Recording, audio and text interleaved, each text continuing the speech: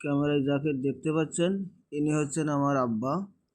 তানার বয়স 90+ হয়েছে। আল্লাহর অশেষ রহমতে তিনি এখনও নিজে অল্প অল্প করে চলাফেরা করতে পারে।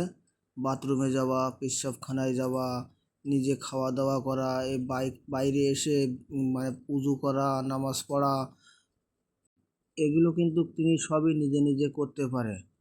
তো সুতরাং এরকম ধরনের যাদের বাড়িতে বৃদ্ধ পিতা মাতা আছে তাদের প্রতি আমরা তাদের যে সন্তান আছি আমরা যেন সবাই তাদের দিকে খেয়াল রাখি, তাদের সেবা যত্ন করি।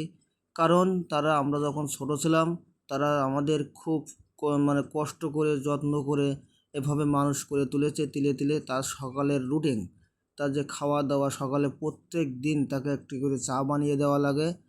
তার যত বড়ই যার কাজ থাকুক না কেন তাকে কিন্তু চা বিস্কিট সকালবেলা দেওয়াই লাগে। তার জন্য কিন্তু এই চা তৈরি হচ্ছে, চা বিস্কিট, তিনি এখন চা বিস্কিট খাবেন। তার সাথে সাথে পাশাপাশি আরেকটি কথা বলি, তিনি মাথার চুল কাটে, শেভ হয়, কিন্তু তার একটা নির্ধারিত সেলুনি আছে, তার কাছ থেকে ছাড়া তিনি চুল কাটে না। তো এখনও পর্যন্ত তারই অবদান। তো আমরা তাকে আগামী ভিডিও থেকে দেখাবো যে কার কাছ থেকে তিনি চুল কাটে। তো সকলকে ধন্যবাদ জানাচ্ছি, সকলে আমার সাথে থাকার জন্য ধন্যবাদ।